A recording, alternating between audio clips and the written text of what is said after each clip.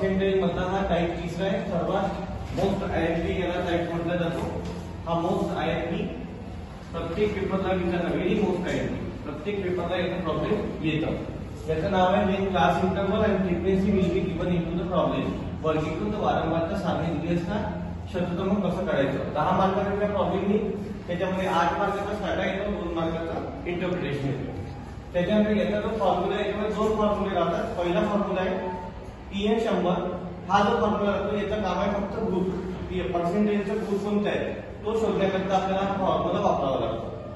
त्याच्यानंतर नंबर 2 पीपी हा ऍक्च्युअल पर्सेंटेजचा फॉर्म्युला आहे.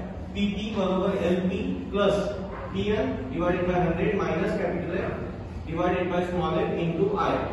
हा आपला ग्रुप जो पर्सेंटेज आहे 10 मार्काचा त्या प्रॉब्लेमचा हा ऍक्च्युअल फॉर्म्युला आहे. हा तुम्हाला पेपरमध्ये ऑलरेडी प्रिंटेड राहील, पाठांतर करायची आवश्यकता राहत नाही. त्याच्यानंतर पीपीचा अर्थ होतो पर्सेंटेज व्हॅल्यू, शतक्रमांकाचे मूल्य. एलपी हा जो एलपी याचा अर्थ होतो लोअर लिमिट ऑफ पर्सेंटेज, म्हणजे शतक्रमांकाची न्यूनतम मर्यादा त्याला म्हणतात. कॅपिटल एफचा अर्थ होतो क्युम्युलेटिव्ह फ्रिक्वेन्सी, म्हणजे संचित किंवा संचित वारंवारतेला मराठीमध्ये म्हणतात. त्याच्यानंतर स्मॉल एफचा अर्थ होतो फ्रिक्वेन्सी, म्हणजे वारंवारिता.